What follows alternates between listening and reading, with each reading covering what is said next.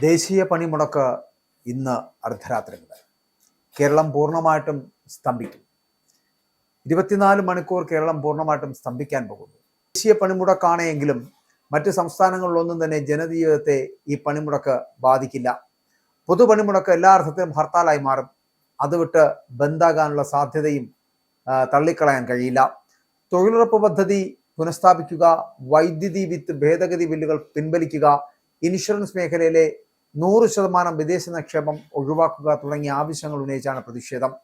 കടകമ്പോളങ്ങൾ അടഞ്ഞുകിടക്കും. KSRTC ഉൾപ്പെടെയുള്ള പൊതുഗതാഗത സംവിധാനങ്ങളും ഓട്ടോ ടാക്സി വാഹനങ്ങളും നിരത്തിലിറങ്ങില്ല.